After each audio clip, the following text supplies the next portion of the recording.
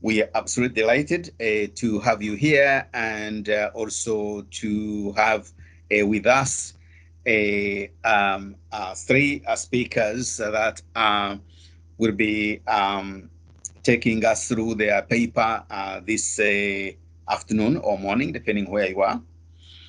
And let me say at first that it's a great pleasure to have Tianshu once again this year presenting at the CGF Seminar.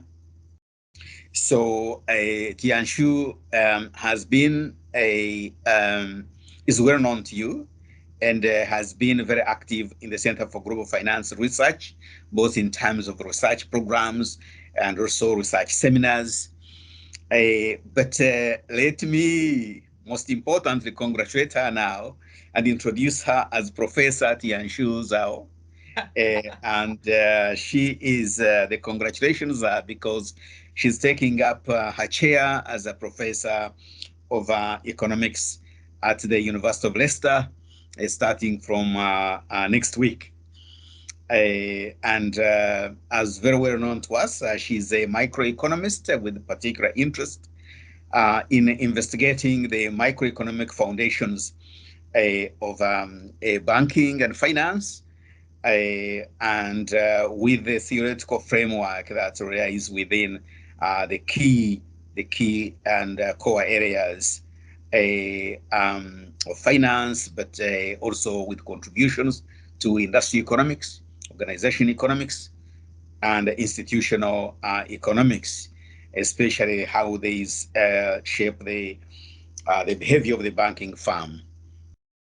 She's contributed prolifically to the literature and published in top journals, including the Journal of Banking and Finance, the Review of Economics and Statistics, Economic Geography, Regional Studies, and the Journal of Financial Intermediation.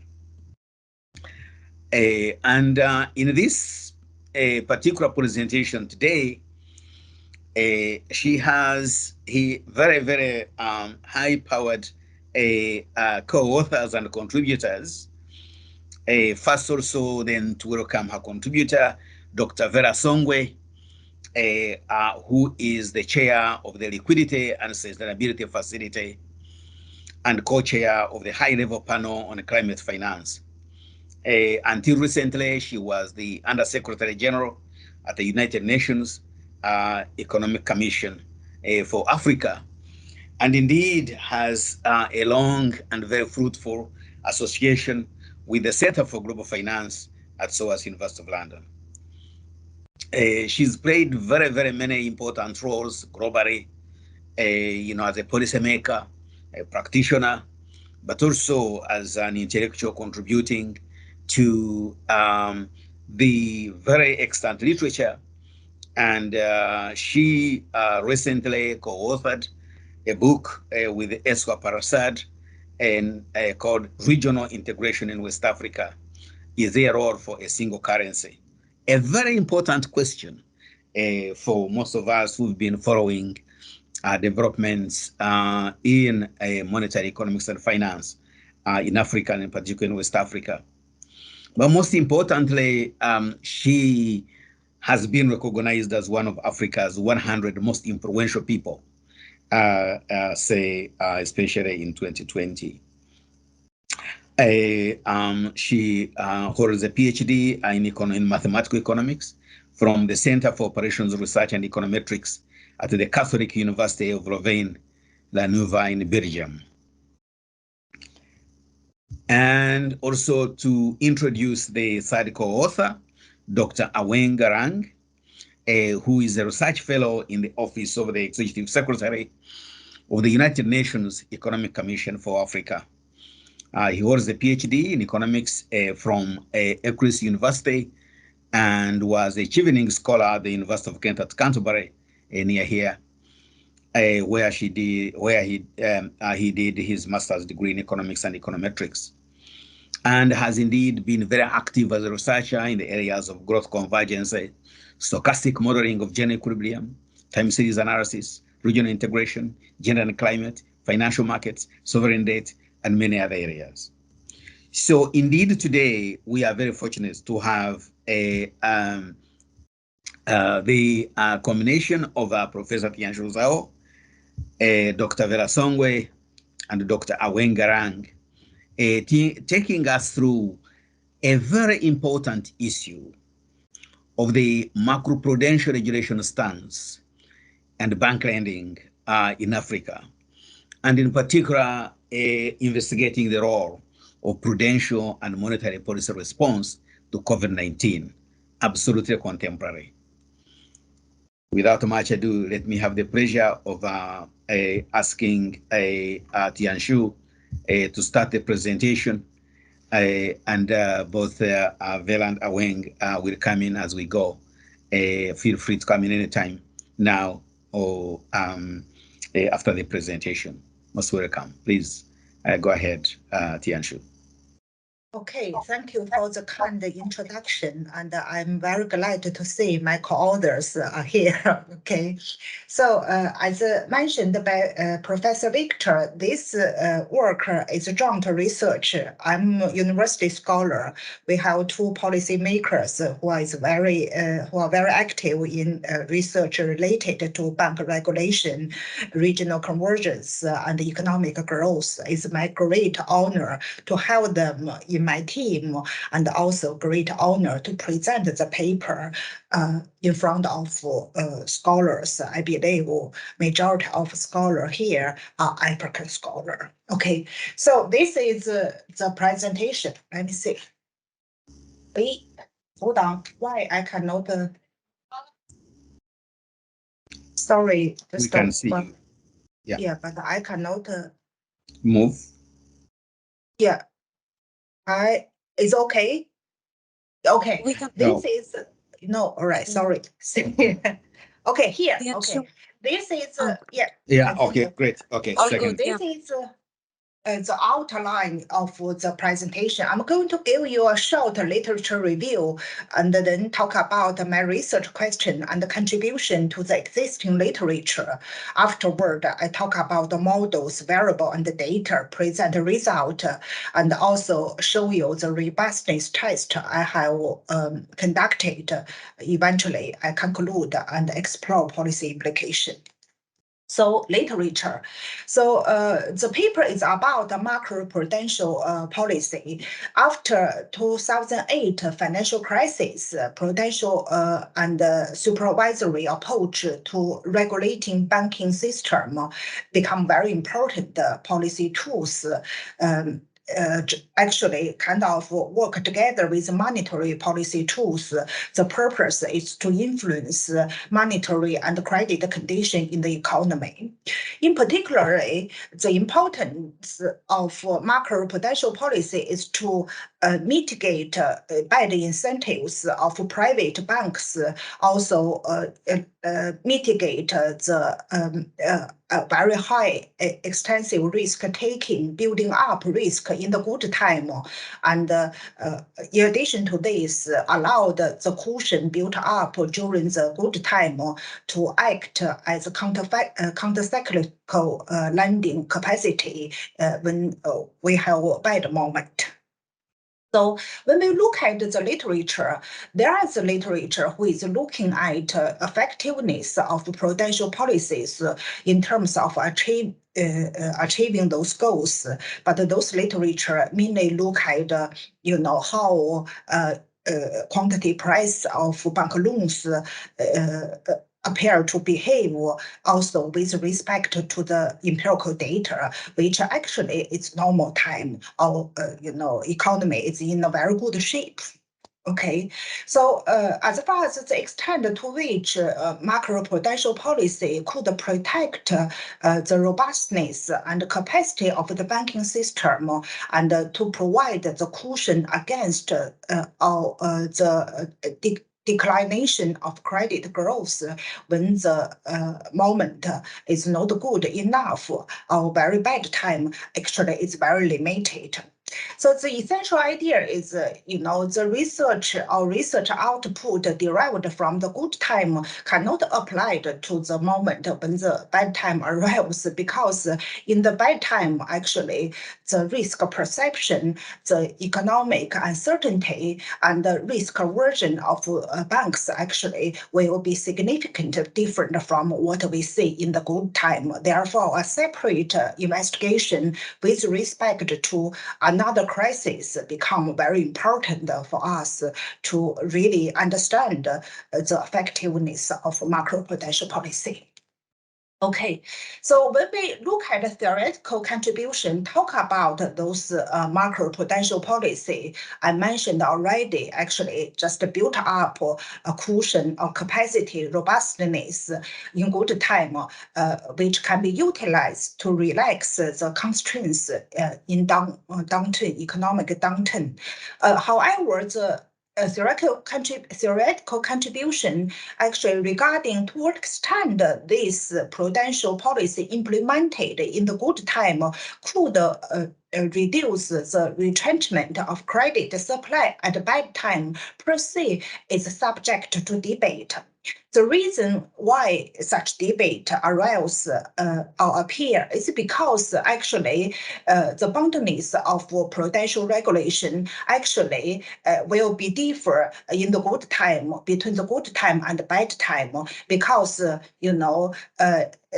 per se, if we really want to talk about what the regulation is composed by, actually should include two components. So one is required regulatory buffer, another is a management buffer. When we talk about management buffer, it's voluntarily holding of a certain degree of buffer by the banks, because bank actually establish some cushion on hand because they are worried about they could unexpectedly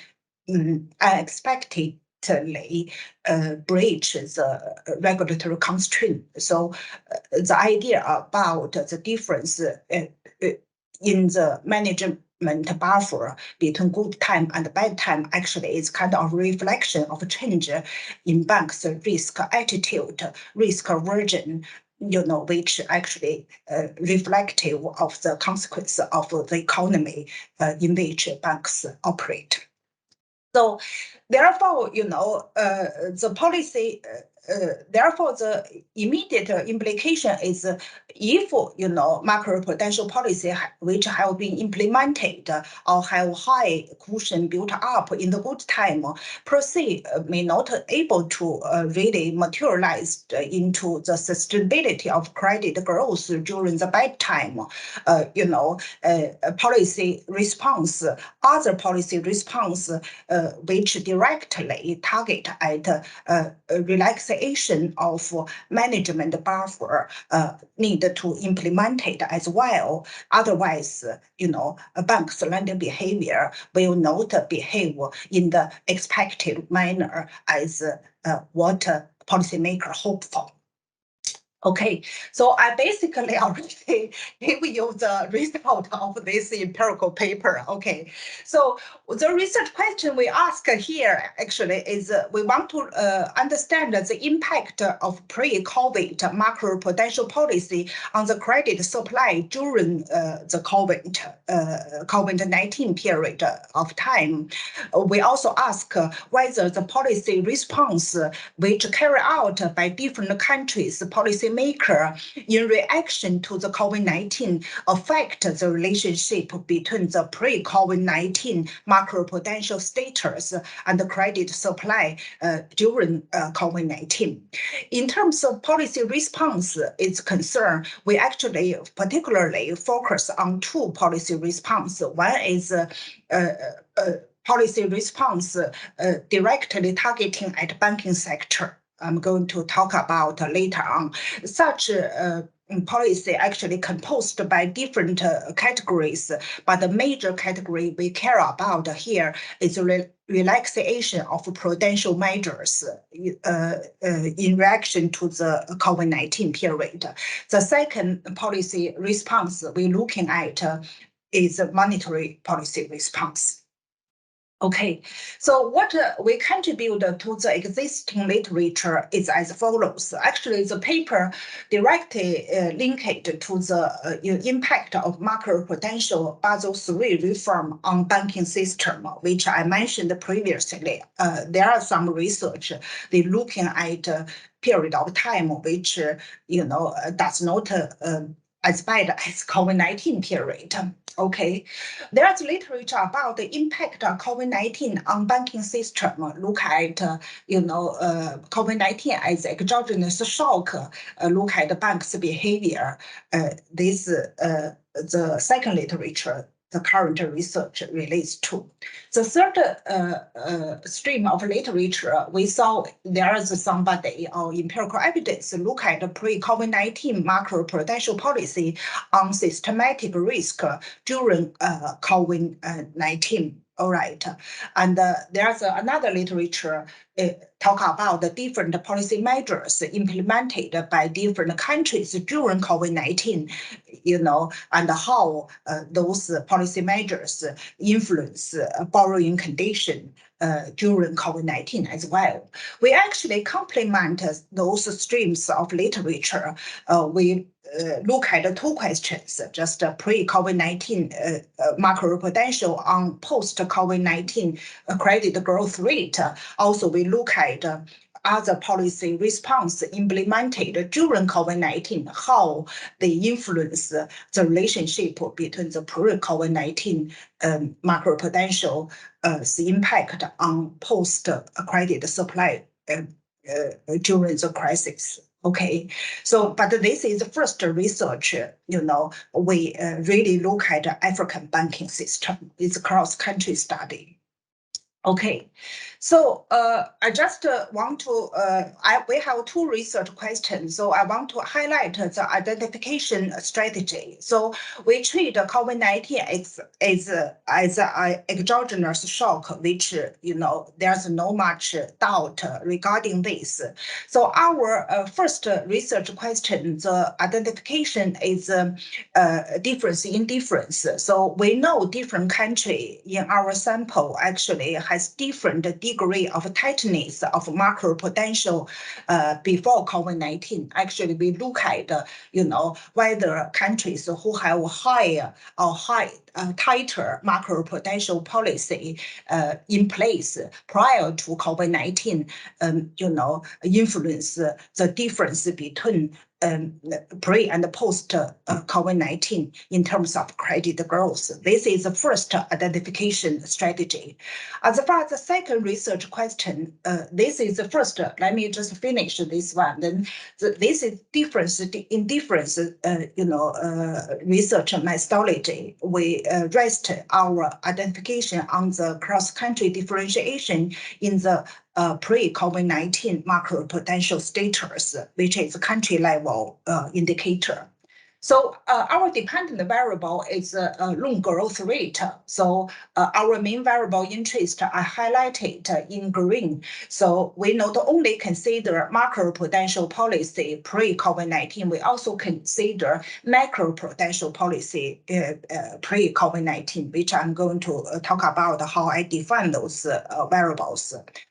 Then I introduce the policy response post-COVID-19, which include the prudential measures or banking policy response, monetary policy response, and other policy response.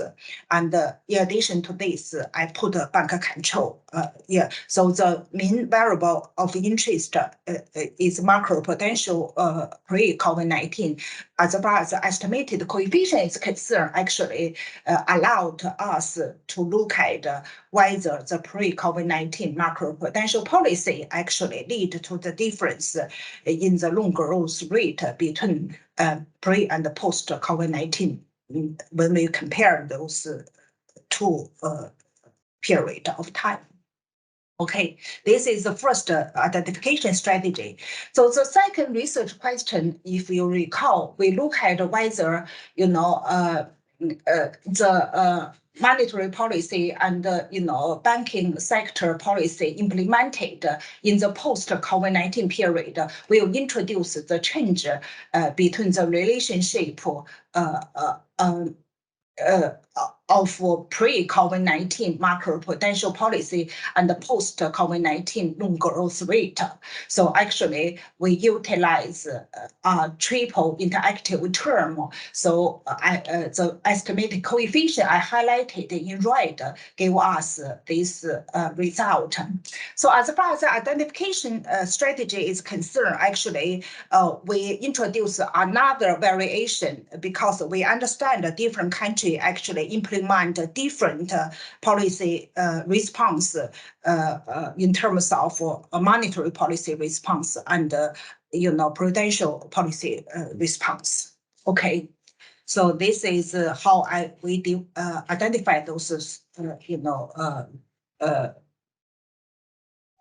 research question, how we answer those two research questions. Okay, so now I'm going to talk about the variable. So the dependent variable is loan growth rate.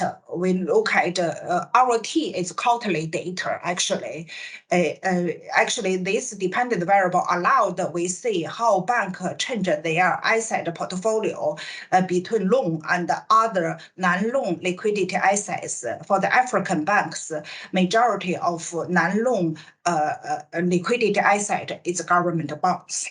Okay, so our another very important variable is post-COVID-19, which take a value of 1 for the post-COVID-19 period, and otherwise will be 0. So I mentioned our mean variable interest is macroprudential. Yeah, I'm going to talk about later on how I define it. Okay, but I want to let you know our observation unit is a 3-dimension observation unit, bank I, located in country K, and at the time T is quarterly data. So as far as macroprudential and monetary policy response is concerned, we gather the data accordingly, which lead the second round of heterogeneity serve to answer the second research question. We also consider the macroprudential policy, and we add bank control. Okay, we take one period like just avoid two-way causality. So this is the data. We gather bank quarterly data between the third quarter 2017 to the final quarter 2021. Actually, by 2021, end of 2021, actually the major problem of COVID-19 has passed. So which gave us unbalanced panel data. We consider 13 African countries. This is what we have actually. So we don't have large observation is mainly because the research is designed and tailored to African banking system. We have 1,728 observation. So as far as the macroprudential policy status, which is country level indicator, is concerned, we gather the information from World Bank. Okay, what I want to say is follow the literature. We look at those measures which are restrictively related to macroprudential policy. We include the follows. First of all, we consider the counterfactual capital buffer based on different kinds of private sector credit exposure. We consider changes in the limits and penalty on banks, household sector, and corporate sector credit growth, and the changes in limits to the loan to value ratio, including those targeting at housing, automobile, and the real estate loans, and the changes in the reserve requirement, including domestic and foreign currency for macroprudential purpose. Okay, why I talk about change? Because the World Bank, macroprudential policy actually is looking at whether those different items of macroprudential instruments is tight up or losing gradually. So we actually look at period between 2009 first quarter to 2019 final quarter, which cover the post-financial crisis and the pre-COVID-19. We look at and measure the cumulative sum. So basically, this is the indicator just overall the tightness of macroprudential policy at the country level prior to COVID-19. So we consider macroprudential as well. Macroprudential, actually, we take the data from World Bank. They did a survey to look at, several important aspects, which include the stringency of bank capital regulation, the degree to which regulatory supervisory policy encouraging private monitoring of banks, the activity restriction on banks' behaviors, also the power of official supervisory authority to take action in order to influence the bank's behavior. So actually, this survey has been done for 5 rounds as far as pre-COVID-19 is concerned. We basically look at these 4 aspects, and over the 5 round, the final round is 2019. We create average for each country in our sample. Okay.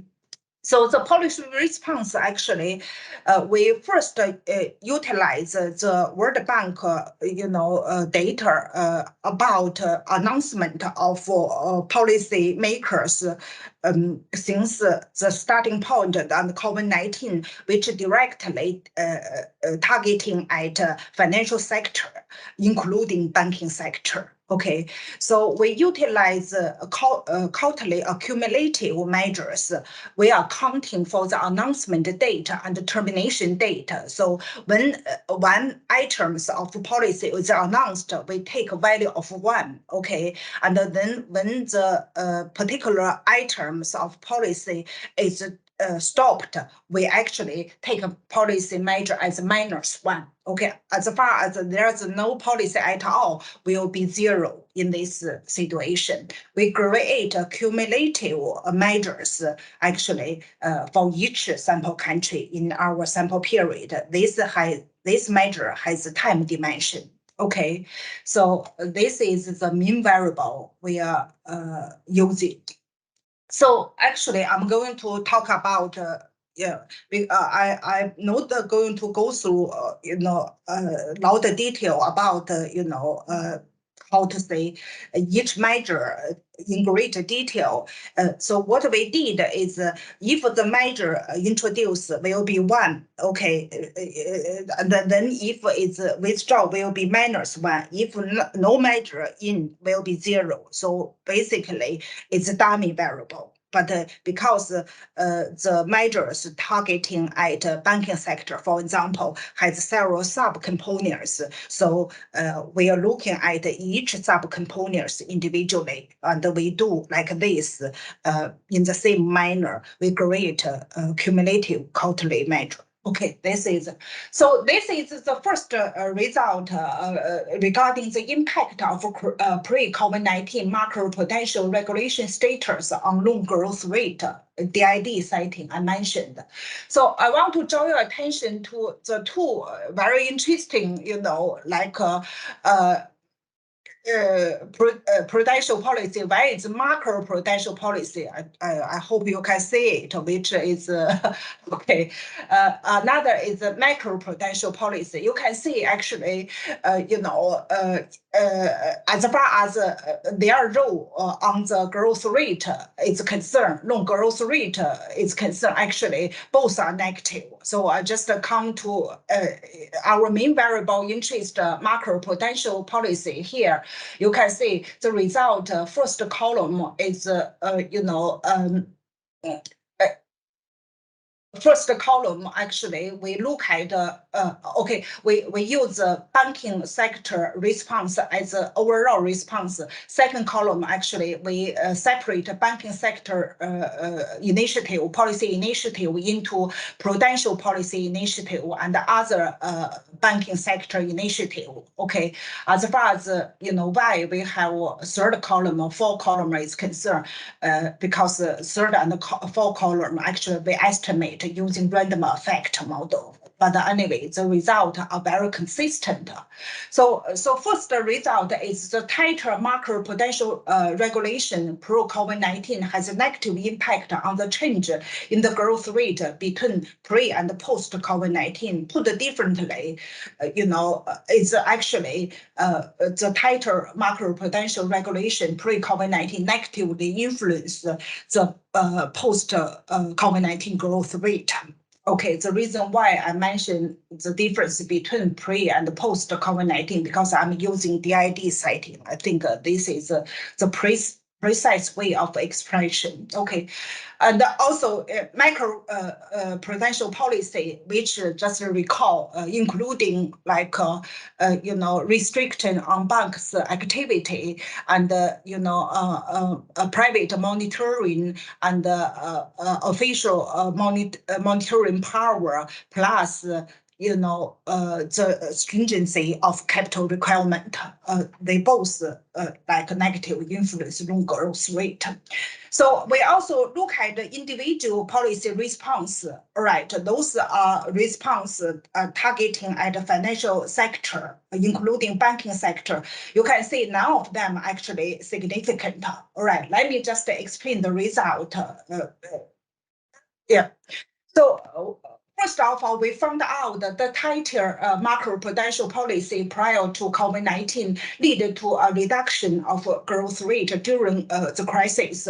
The explanation we try to make sense out of is high stringency of the macroprudential policy actually associate a very high boundedness of regulatory constraints because, unless you have to relax a policy has to have real commitment in terms of relaxation or allowing banks to utilize the cushion. Bank actually is very cautious or don't want to trigger any, concern from either investor or from regulators' disagreement perspective.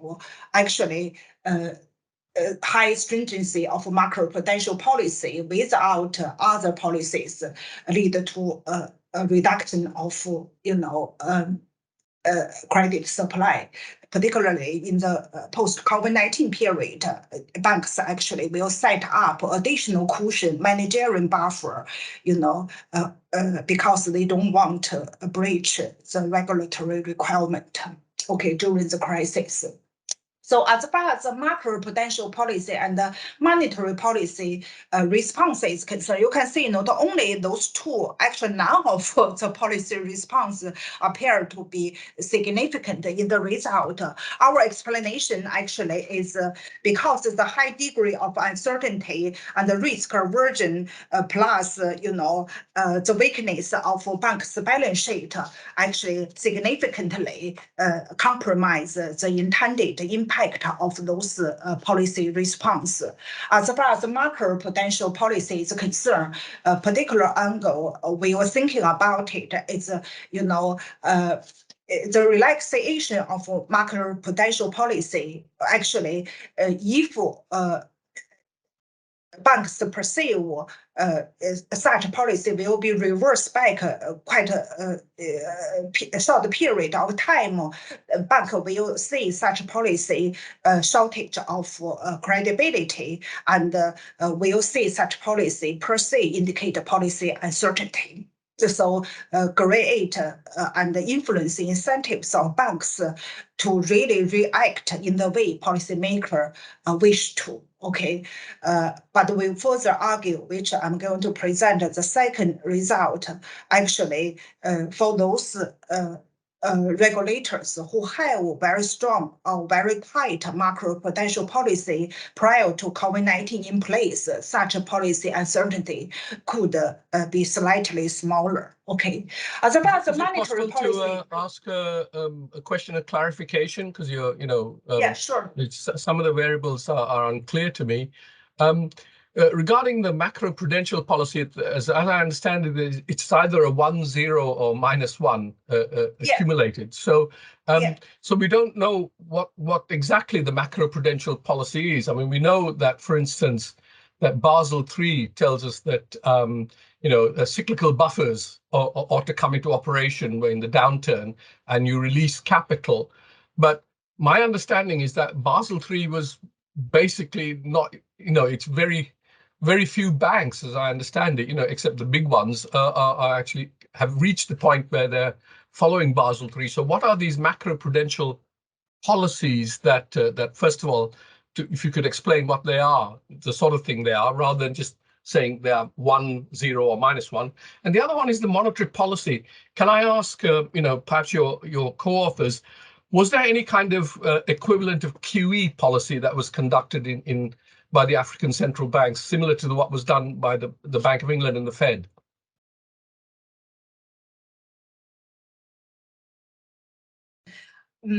Let me just try my answer first, because this is cross-country study, so we didn't really look at each measurement in that great detailed manner.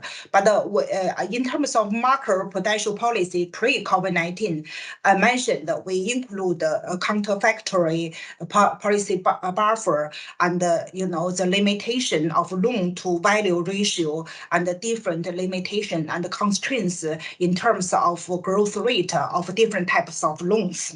Okay, because those are just stop banks from building up high risk during the good time, right? So as far as the post COVID-19 prudential policy is concerned, actually including the follows. Okay, so banks are encouraged to use the full flexibility of accounting rule. Okay, and also provisioning, reduce the provisioning in order to reduce the increase in the riskiness their balance sheet.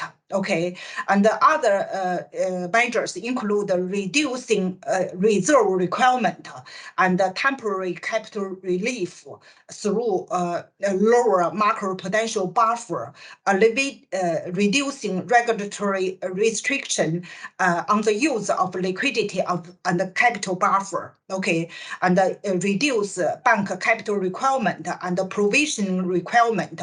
Also, there's a relaxation in terms of reporting requirement.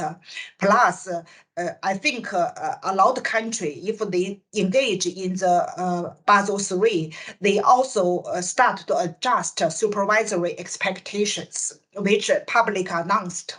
Okay. So this is what again, when they did the because the data actually is monthly data, not a monthly actually. When they make announcement, it's daily data. We kind of put them together into a quarterly situation. When there's new action made, we put as a positive one. Okay, if it's withdraw, will be -1. But actually, termination is very small, very rare. But the data side allowed us to actually to see the termination as well. So we consider it in the construction of this variable. And did any in terms of in terms of monetary policy, they including policy rate, including actually kind of some measurement to guarantee a borrowing firm, including asset purchasing, including what you said, quantitative easing, but as far as whether African country implemented or not, because we didn't go that detail. But if it happens, it included. I think in Africa, had one of the countries that had stated policies and Tianshu is right, a country that sort of came out and announced QE policies was South Africa. And that was sort of the Reserve Bank of South Africa did announce in 2020 an aggressive QE policy space. The West African Monetary Zone, the BCAO, did not really announce, but implemented it in what would I say, in a slightly timid way. So those are the two. But I don't know what Ghana did, actually, to be honest. But my sense is, if we looked at the Ghana data more closely, they probably had some relaxation during the periods of QE. I actually look at the Western, economic union, monetary union. Actually, they engage like a counterfactory capital buffer. They did quite a sufficient job, actually. So this is the part I look at, because I was trying to look at individual country, but I have to admit I didn't go that detailed manner. Yeah. Okay. Yeah. Yeah, I think we'll get some space after the presentation to revisit these very important comments that Kent ignited. And I think, yes, we can look into the details of Macroprudential as an index or individual parts, the 15 parts.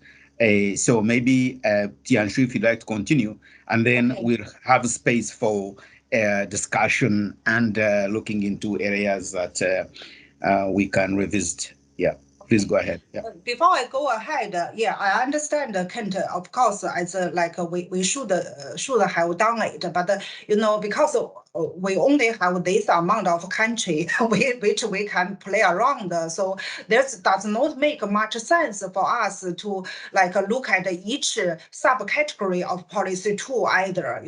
So if you argue, actually monetary policy authority, actually they utilize different tool in a complementary or substitutionary manner. Actually, we just honest, we interested in the overall measurement. That's it. Yeah, because our sample does not allow us to do subsample analysis either, basically. Yeah. Okay, this is the situation. So now I'm going to look at hold on. Look at the result. Yeah. So this is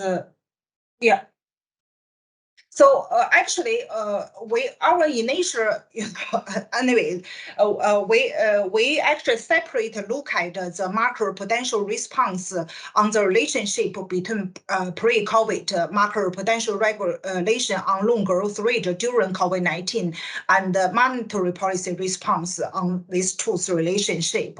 We did try estimation to look at whether we can put those two together in one, estimation. Apparently, policy highly correlated with each other. When we put those two together in one equation, actually does not allow to us to really identify individual factor. So again, let's just give you a punchline before I, interpret the result. So eventually, I believe the result indicate they both serve to relax the boundaries of, the regulatory constraint. Okay, so let's look at this result. Now we look at actually whether banking, those are just final several, rows here. We look at whether, banking sector's policy response will lead a change in the relationship between pre-COVID-19 potential policy, the impact on the post-COVID-19 loan growth rate. You can see it's positive. When we separate, Prudential policy, just look at Prudential individually and categorize others as other bank. Actually, you can see it's positive as well. So now we also, would like to draw your attention to, whether the result will change as far as the impact of macroprudential policy on the loan growth rate pre-COVID-19 macroprudential policy on loan growth rate is concerned. You can see it's still negative. The reason why I want to draw your attention to here is basically this indicator when there's zero banking policy response. This is macroprudential policies prior to COVID-19 on loan growth rate because the economic meaning still exists. So, all right. So the reason why we did them separately because we want to see, what the result will be. But as far as the individual economic meaning is concerned, actually per se has economic meaning. Okay. So we also look at the monetary policy response. You can see monetary policy response, again, could reduce the negative impact of prior pre-COVID-19 macroprudential impact on loan growth rate post-COVID-19. Okay, again, the first order result as far as the interactive term between post and macroprudential policy is concerned per se has economic meaning, i.e. if for country has no monetary policy response, actually the result is negative. Okay, so now I'm going to interpret the result. The result shows a more aggressive macroprudential response. Just recall how I did it. It's accumulative quarterly, measurements. Whenever a new policy, introduced and the old still exists because accumulative, right? So it's kind of keep the higher one. It will be indicate more aggressive because it's a cumulative measure. Okay, so aggressive macroprudential response reduces the negative impact of tighter prudential policy prior to the COVID-19 on loan growth rate of banks during COVID-19. So as I mentioned, this indicator you have very restrictive macroprudential policy, but you have to relax this kind of policy commitment. Otherwise, bank will not, react positively because the bank actually consider the regulatory constraint and don't want to create a stigma from a policy perspective. Okay, so as far as monetary policy response is concerned, you can see actually very similar to macroprudential policy. Again, reduce the negative impact of tighter pre-COVID-19 macroprudential policy on loan growth rate during COVID-19. Actually, economic significance wise, as far as the monetary policy is concerned, it's very, very strong. It's very strong. Okay, as far as macroprudential response is concerned, it's tiny. However, sufficient. One standard deviation sufficient actually put the macroprudential policy prior to COVID-19 on the positive impact on the growth rate range. Okay. So as far as how we interpreted the monetary policy response is concerned, the argument is those monetary policy response provide further liquidity, help, and also reduce funding rate, actually reduce the pressure facing by the bank in terms of financing themselves, loanable funds, cost of loanable funds reduce, also improve the risk and the return trade-off as far as new provision of bank credit is concerned, actually allow the bank could generate positive profit from using their a capital buffer or financial strength. Okay, which actually lead positive impact on the lead to the mitigation of the negative impact between pre-COVID-19 macroprudential on loan growth rate. So fundamentally, this again is mitigating the boundedness of regulatory constraints. Okay, so we did robustness because our original sample actually is the third quarter 2017 to end of 2021. We do using 8 quarter before and 8 quarter afterward. 8 quarter, right? And then, we also utilize alternative measurement of macroprudential and monetary policy response. This paper 2021 again is World Bank data. They actually not only consider financial sector's policy response, they also look at physical response and other policy response. So actually, we are allowed us to control other policies, in our equation. So the result holds. So the final attempt, actually, we look at the endogeneity of those policy response, prudential policy and monetary policy response, because COVID-19 is exogenous shock. However, policymakers adopt or implement those policy response per se, actually in endogenous. So we use instrumental variable to deal with this concern. So just to let you know, actually, what our consideration when we select the instrumental variable. In terms of monetary policy, response, we are talking about mainly the demand for bank loans perspective. Due to this, actually, we consider actually the internet connection status in each country, because a lot of countries, if have better internet connection, they could still produce or provide services as far as the firm is concerned. We consider a death rate of each country. We consider the policy mitigation measures in terms of closing, school or closing shops and so on. We also consider the pre-COVID-19, the bank central bank asset divided by total GDP, which allowed us to take into account the policy space at the disposal of monetary policy authority. As far as the macro-prudential policy is concerned, we consider again the death rate, and also we consider the banking financial system major depths of and the development of financial system, major credit, private credit divided by GDP, plus the stability of the banking system, non-performing loan and Z-score. Okay, so this is what we considered.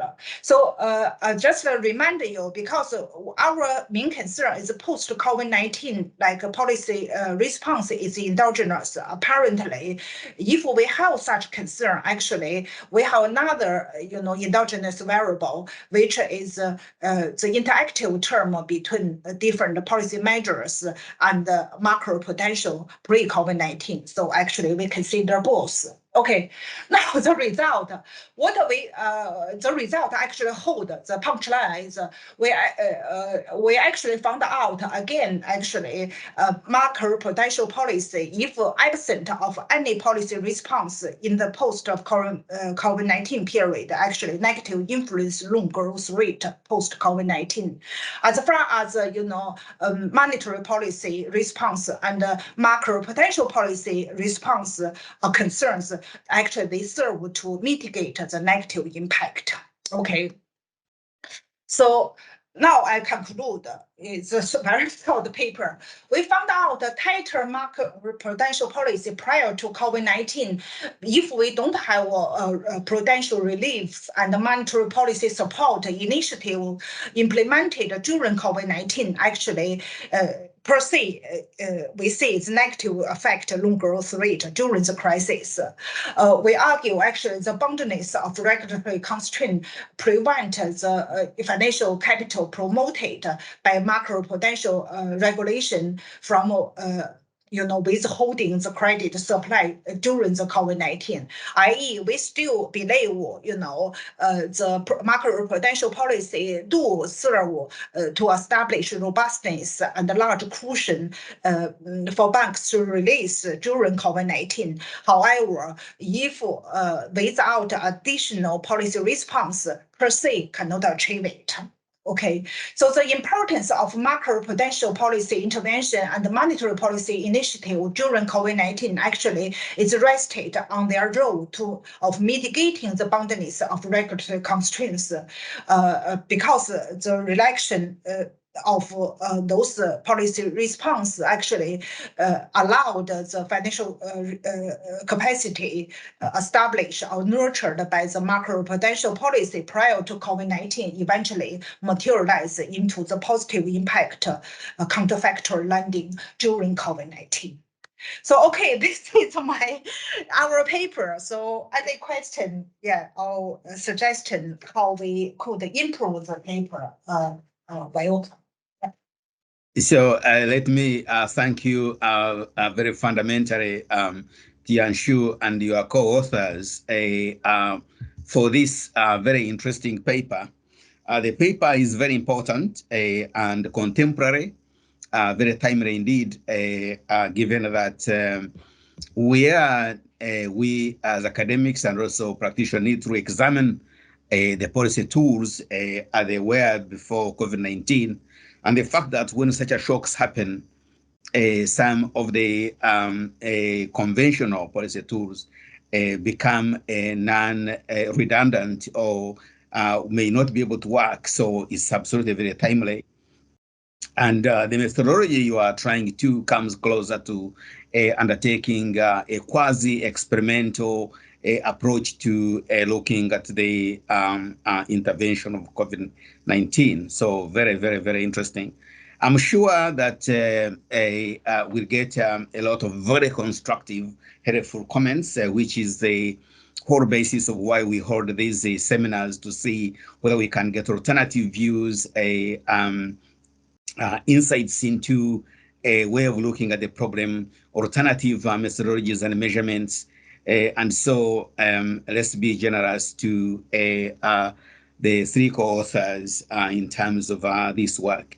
And before I open the discussion to the floor, this work is very much relevant to what some of the research that is being undertaken here and the Center for Global Finance, and especially looking at the issues of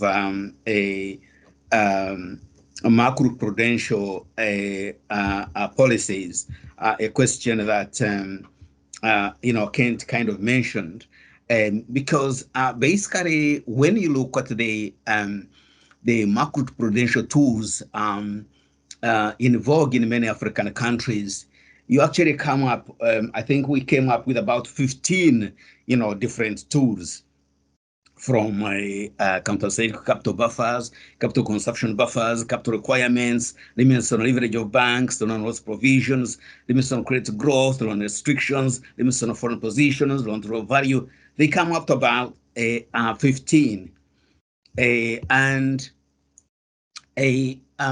one of the approaches of doing this sometimes is, in some papers I notice, they take an index, of all these tools in vogue. They first compile the countries and what they have been using in Macroprudential.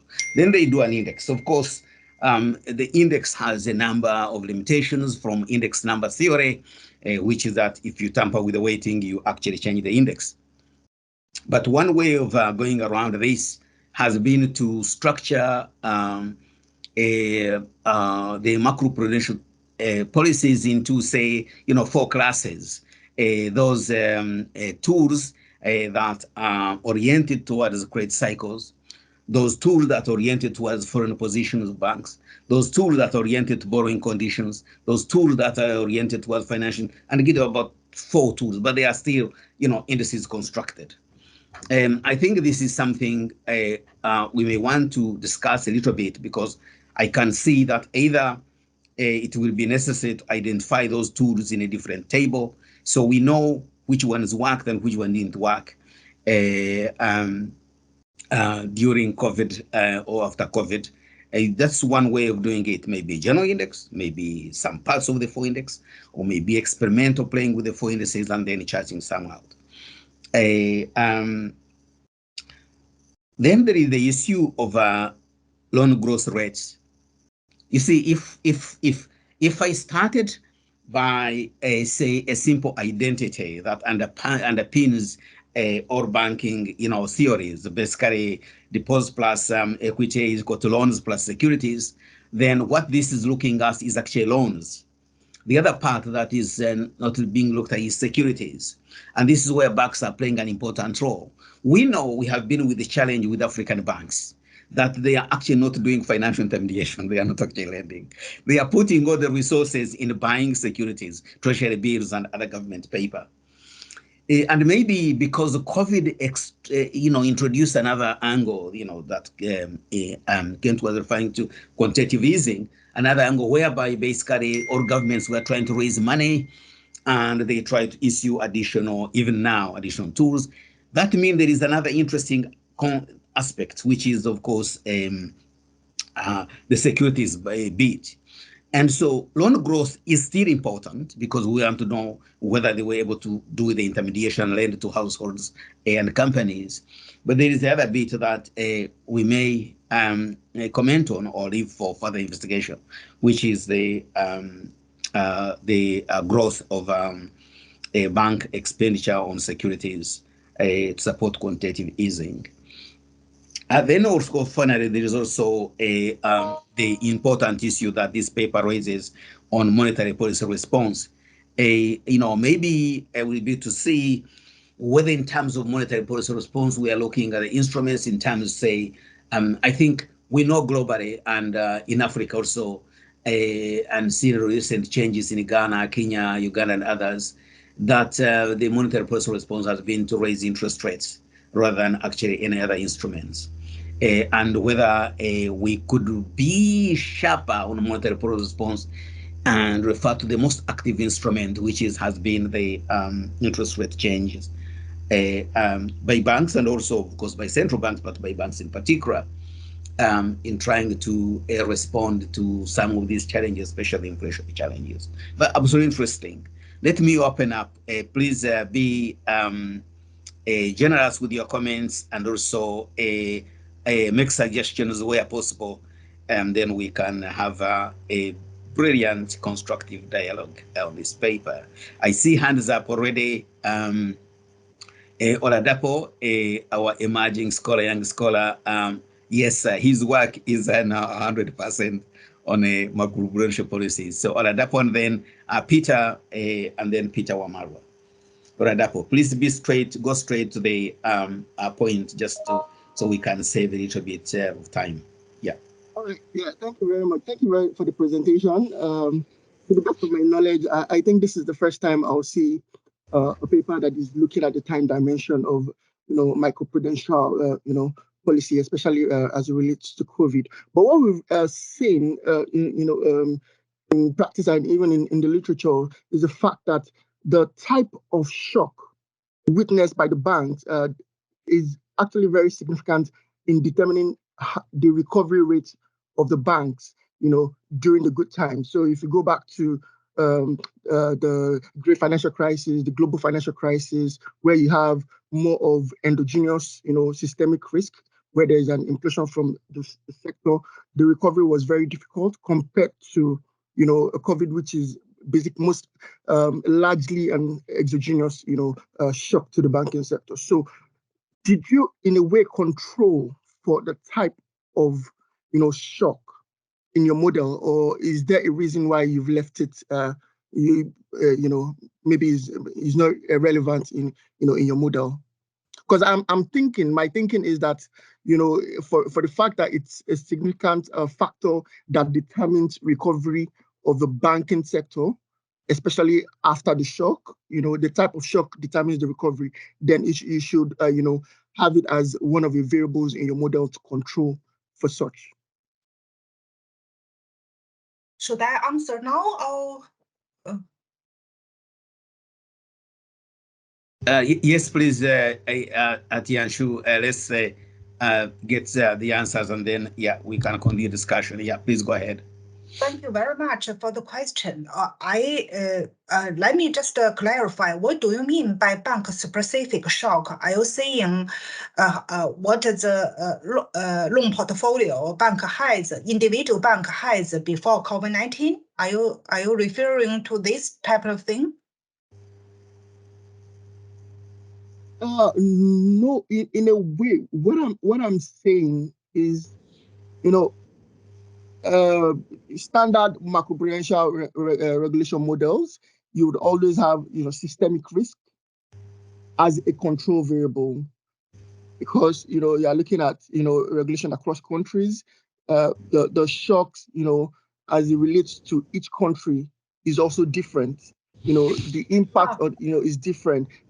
So, but now what you focused on, I think you've narrowed it down to, COVID, so Okay, I'm just thinking that how do you bring in that variable of systemic risk in your model,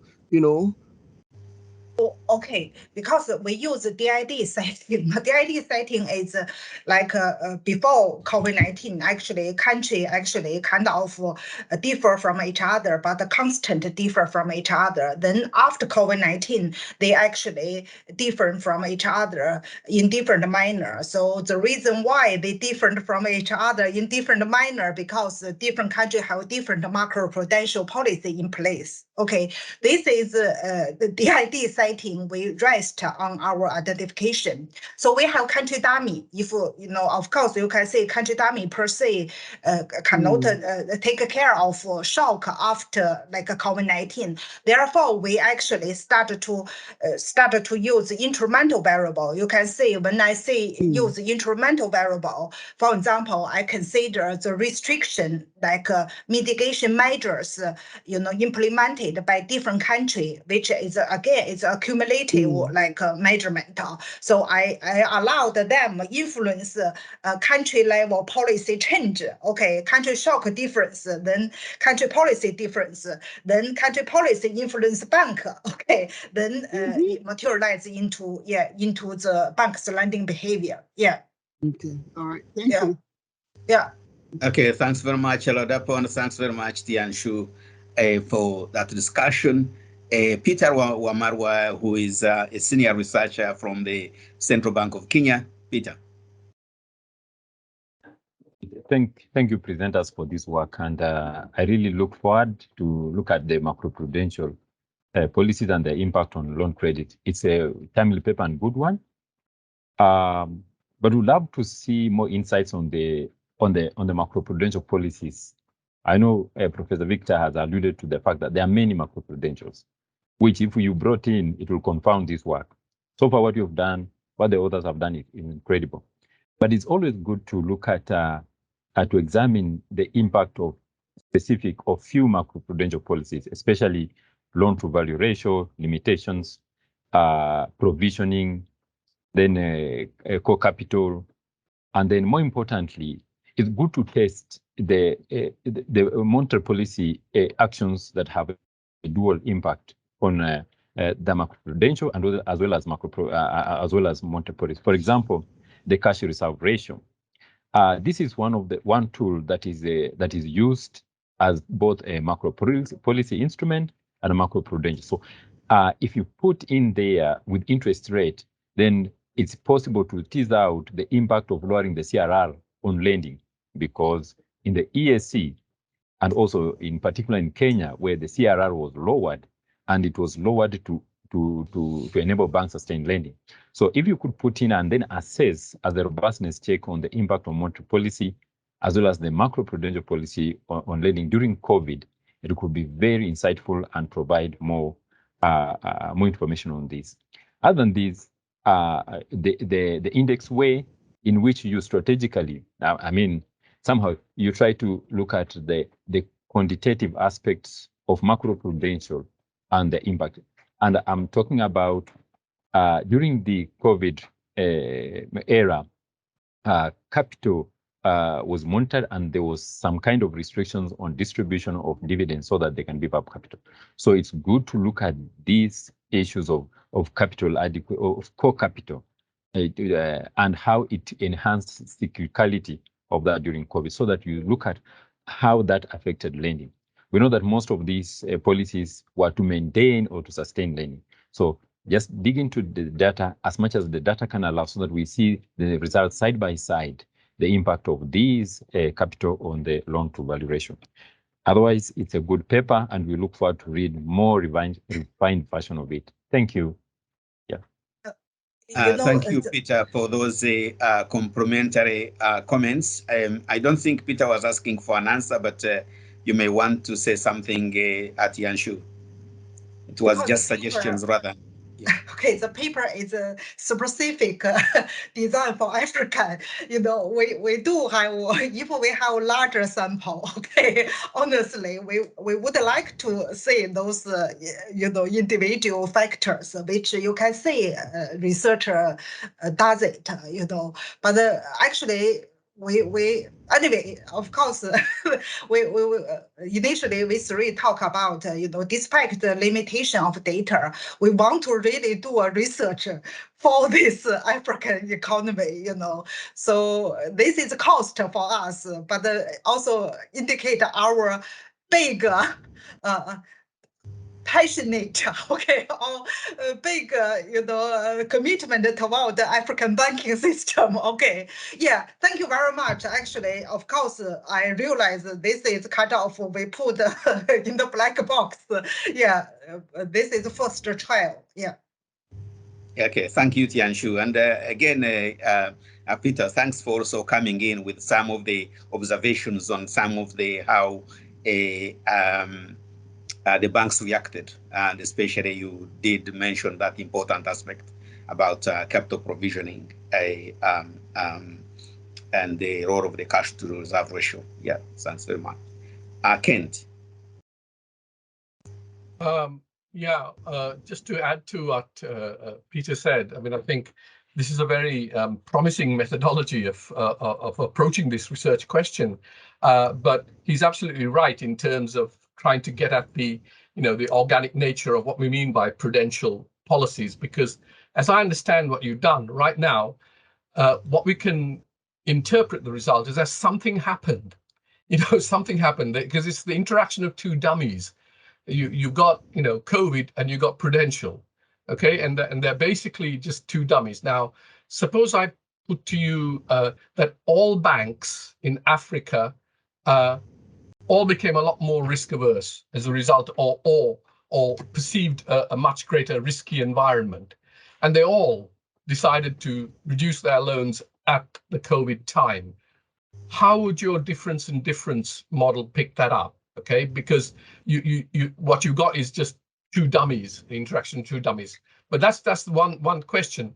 But on a positive side, I thought that one thing you could do, whether with these results or when you come to look at more organic results, when you separate out the different prudential controls, is to ask the question, how much do they contribute to the explained variation of the equation? You know, in time series models, you'd have what's called a beta coefficient, which sum to 1, which means that each variable tells us, you know, this explains 30% of the variation. This variable explains 20% of the variation. That way we can ask how much monetary policy contributed positively relative to the negative impact of the prudential policies. Do you see what I mean? So, you know, that way it gives us a feel to know which was important. And perhaps if we had more monetary policy, maybe that could have offset some of the other stuff. Do you know what I mean?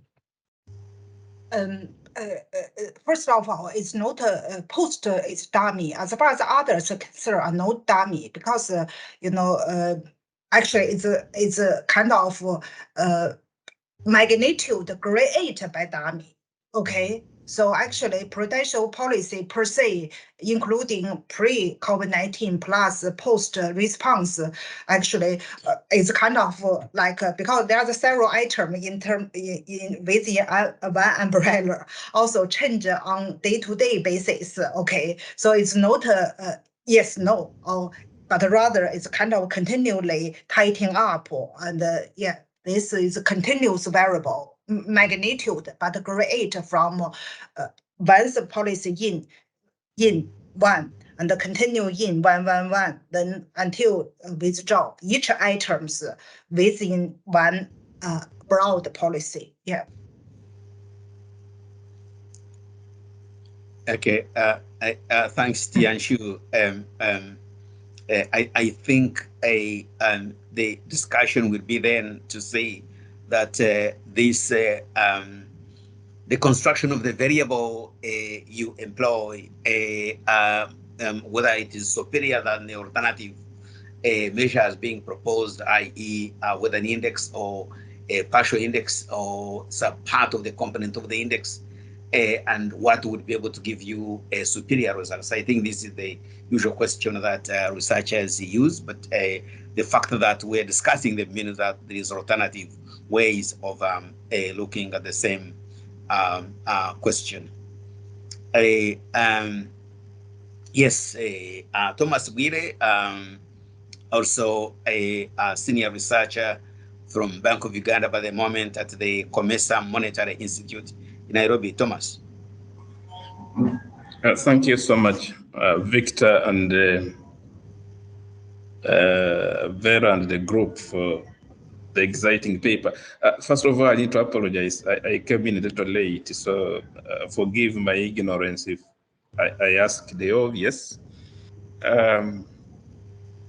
But my attention is drawn to some of the conclusions and the policy implications that arise from the paper. And this is the point at which I joined.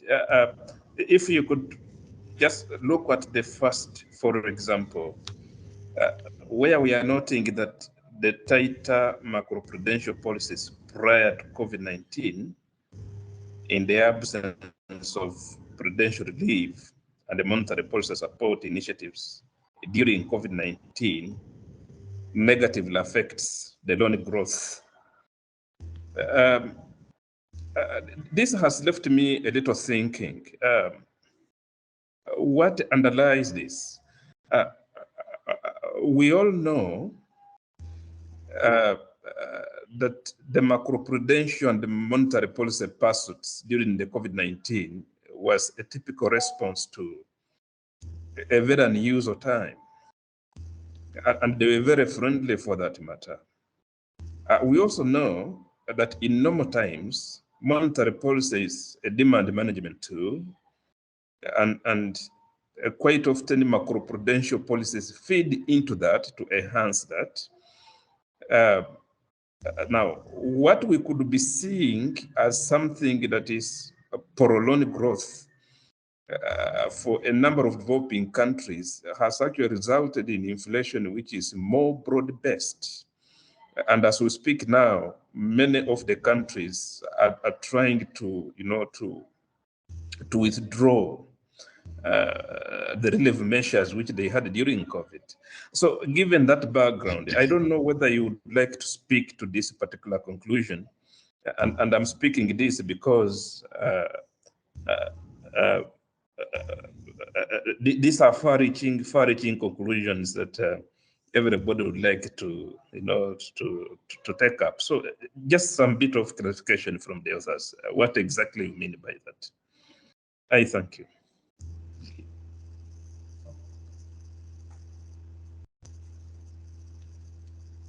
Tianshu, thanks, Thomas, for those observations. Tianshu and co-authors, any response? So the question is about country difference in pre-COVID economic condition, right, Thomas? Or yes.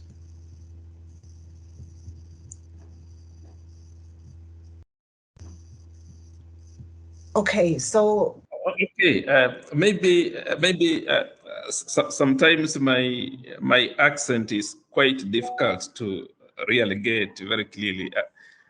Just allow me to come back on this so that we're on the same page. And I'm saying my attention is drawn to that conclusion which you make. That's conclusion one. It tries to imply that the relaxation of macroprudentials and any monetary policy during COVID-19 is for loan growth. In other words, it encourages loan growth. We all accept. But on the other hand, I am arguing that what we are calling relaxation by central banks was ideally responding to very unusual times to ensure there is enough liquidity. All right. Then on the other hand, we also know that monetary policy is a demand management tool. It may not be in the interest of a central bank to really have loan growth all through, but it's in the interest of central banks to moderate loan growth. And that's why macroprudential policies, for example, complements monetary policy to ensure this result is achieved. So that's where I'm coming in from. So I'm asking that given that perspective, and of course, from the numbers that I see, many of these countries are now threatened by rising inflation. And when you look depth in it, this inflation is broad-based. Some of it is demand pressures. And the demand pressures are rising from these relief measures that central banks undertook during COVID-19. As a matter of fact, to be able to rein on rising inflation, they have to withdraw these measures which they put in place. Now, given that, how does this conclusion, rhyme well with what policy is likely to be going forward?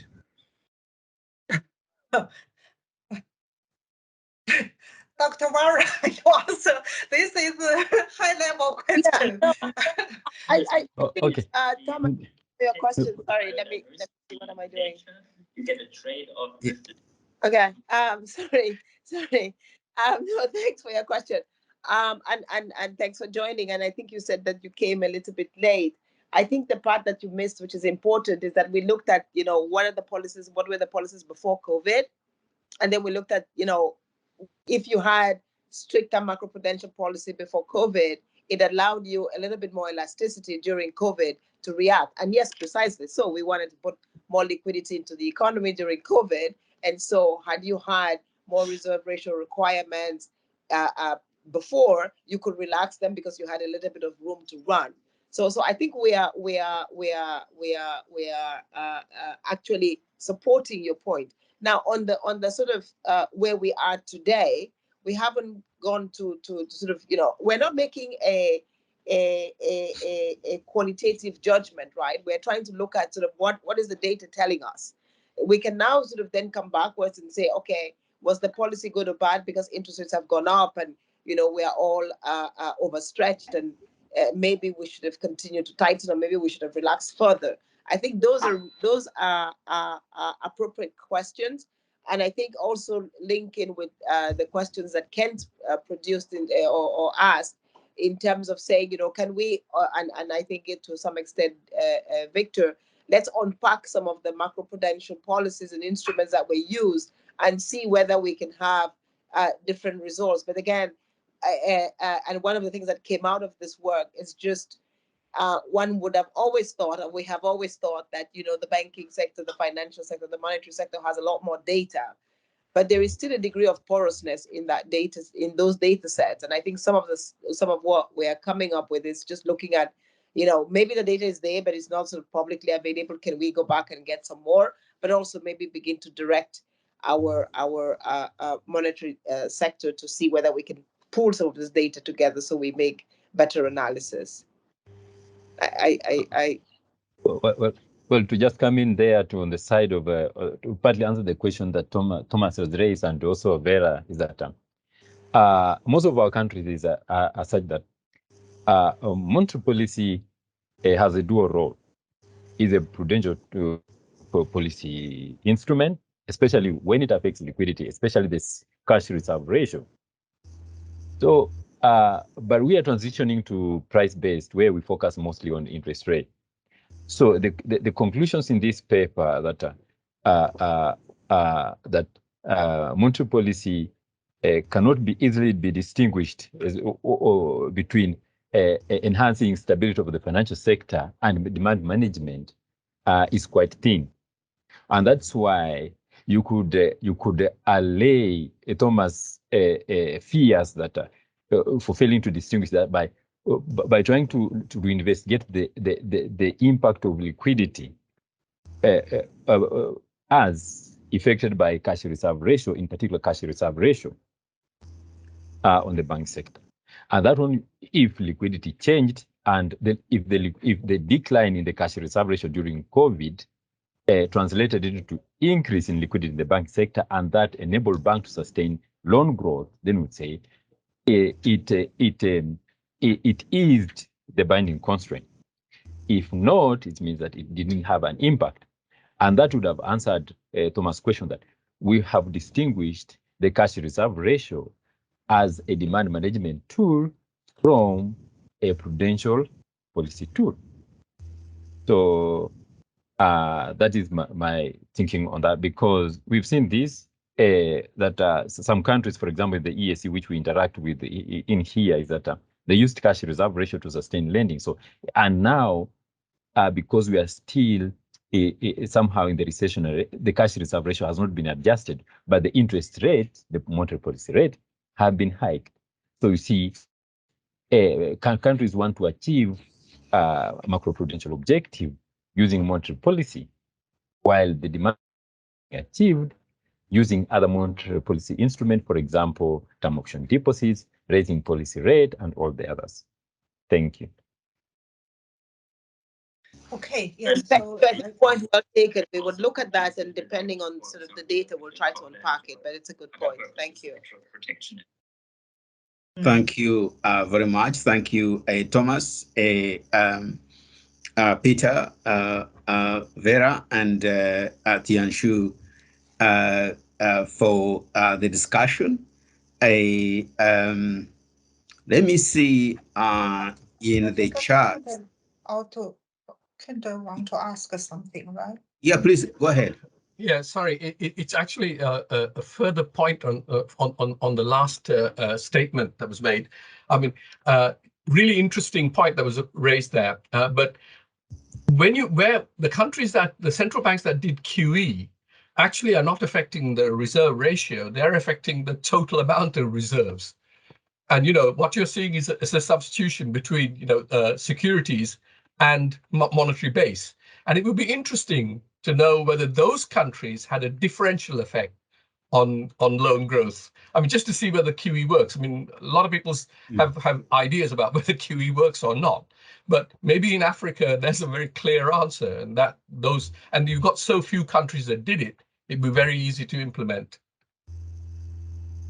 Sure, yeah, thanks, Kent. At least, have another round of,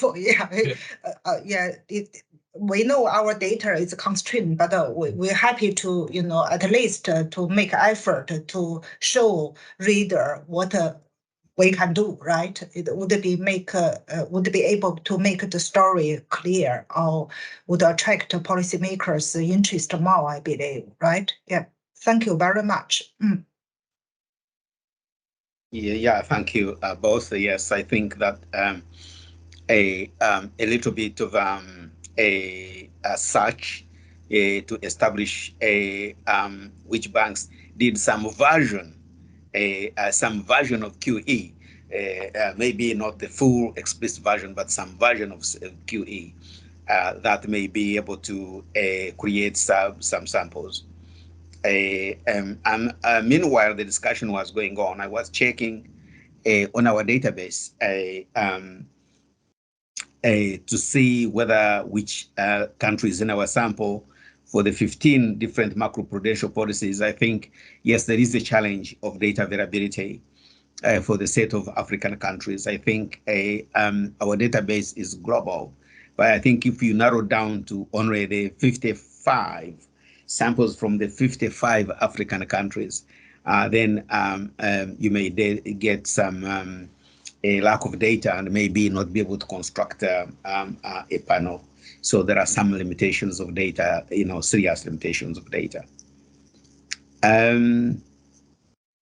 I'm trying to check whether there is any comments in the chat, not yet, and to see, let me check whether there are any hands up, which I may be missing to see.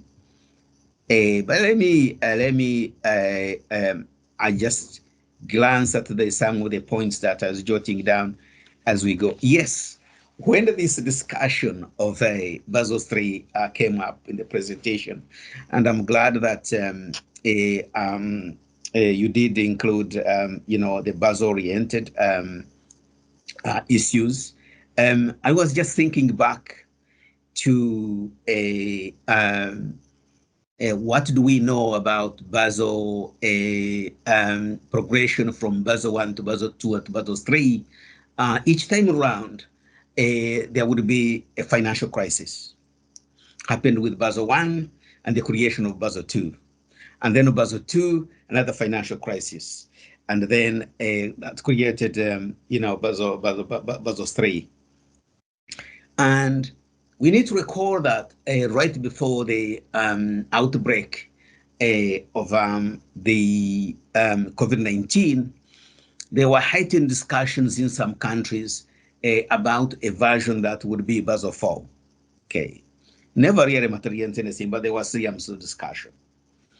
There were also some observations that actually not many countries, globally, and also countries in Africa, were implementing the full version of Basel III. None were. Indeed, at the G20 meetings in Seoul, I think that would be about 2012, the central bank governors were just up in arms against this capital buffers that is at the core of Basel III. The question is, now then, in view of that, is the emerging architecture towards a global bank regulation forms. Are we going to remain with that Basel III, given that we've got serious challenges, or are we going to evolve a new version? I think some answers to some of these questions, which burst me at the minds of those in the architecture of global financial regulation, would be in some of this work being undertaken. I think this work will be able to give on more light, especially if evidence can come up in terms of some of the policy tools being that constitute the arsenal of Basel III. Because what is really what you observe as you look at the progression between Basel I, Basel II to Basel III, is that it mimics saving the candlesticks. Basel I plus some element becomes Basel II. You still have elements of Basel I, you then get elements of Basel II, and then you actually graduate in Basel III. So Basel III has the elements of Basel II and Basel I and Basel II. And so whatever emerges will still maintain some elements of some of these tools, but maybe come up with some new tools. But what new tools are going to come up? That's the question. What new tools are going to come up? And I hope that this paper from the evidence may be able to shed us on what works, but at least it does a nice experimental version of what was working before COVID-19, and then the scenario we are on to from COVID, try to look into de-risking financial operations after the COVID-19. And it's true, it was demand shocks, but we should not also forget that there were some serious supply shocks in the COVID-19 scenario. So maybe let me give an opportunity to Vera and Aweng if they want to come in and say something as we draw toward the conclusion of the paper. A very interesting paper, and one that will show us new directions for policy and research. Anybody who want to come in after here?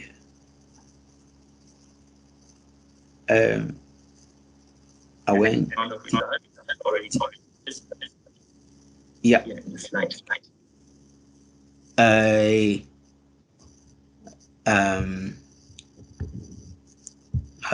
I can't see.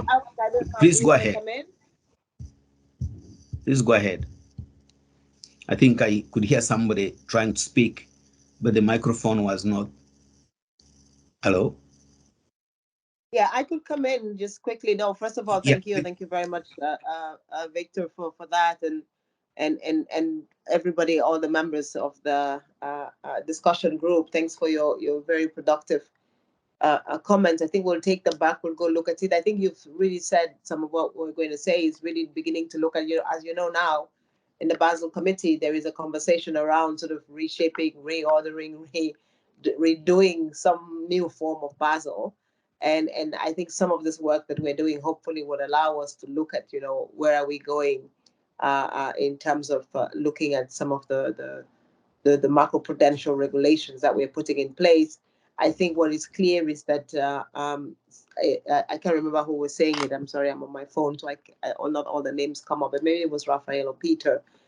Just talking again about what we know about quantitative easing in emerging market economies versus what we know about them in emerging economies may not be the same, and hence how we move forward on policy recommendations may not be the same way. We may not have the same policy recommendations as we go forward. So some of this work we hope will allow us to do that, but most importantly, influence any kinds of adjustments that we're trying to put in place for Basel, whether we continue to call it Basel III or there is a new Basel round. And then I think, at least for me, the eye opener has just been the dearth of data.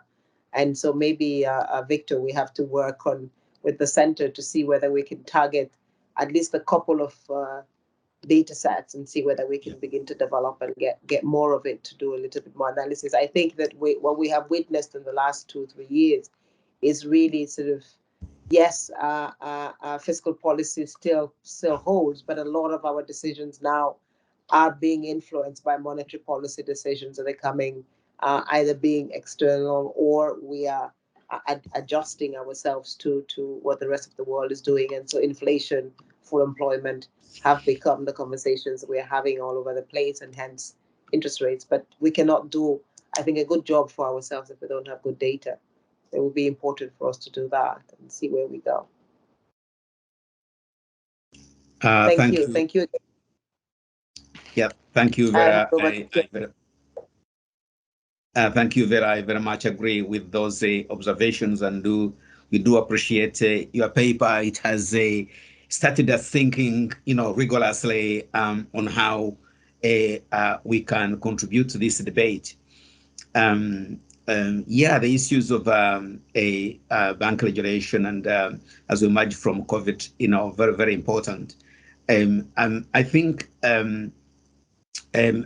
just on the top of my mind now, as you discuss this, it just reminds me that, of course, the ground has shifted slightly with the work you've done, Vera. I think with the Center for Global Finance on financial technology, fintech, I think there's also some relevance here in the sense that what we found out during the COVID-19 lockdown, what the financial technology played a very, very big role, a very important role in enabling banks to work and in having contactless transactions, taking place. But this financial technology resolves some new issues of regulation, whereby you have regulation trends that are outside the Basel III, for example, sandboxes and all that. So regulation will definitely change, after COVID. Definitely, the regulation of financial technology during COVID, I think, reserves a footnote in this paper to say that the ground has, shifted there slightly. On the other point you made, we are happy to share data we have with you on the 15 elements of our macroprudential policies. Also the indices we constructed, but also with the 4 indices, 4 sub-indices, the macroprudential policy oriented towards credit cycles, policy oriented towards foreign position, policy oriented towards borrowing conditions, and macroprudential policy oriented towards financial institutions. The other 4 sub-indices of the looking at the various tools. What I can't tell beforehand, I was trying to figure out, but not succeeded in a very short time, is how many African countries are really in the sample, because our sample is global, and that is something we can establish together. Okay, Tianshu, you have the final word before I close, because I think, yeah. Tianshu, you can have a final word? Maybe in one sentence, if you wish. Thank you very much for the kind suggestion and advice. We will talk to each other, the co-authors, then we try to implement what you suggested, which are very valuable. And thank you very much. Yeah. Okay, thank you, Tianshu. So let me once again thank Tianshu, Vera, and Aweng for this very provocative, interesting paper in the true spirit of the Center for Global Finance, which we call a workshop for manufacturing ideas. I think there's been a lot of discussion, and so I thank you all contributors for constructive comments, observations, questions. And some of the answers to these questions may come even 2 days after the seminar. It doesn't matter. But what matters is that we've been able to engage and discuss the paper.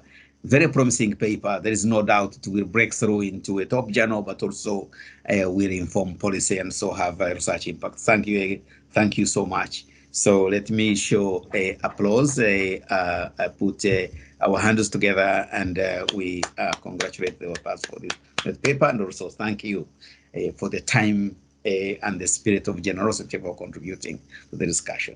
Thank you indeed, and bye-bye.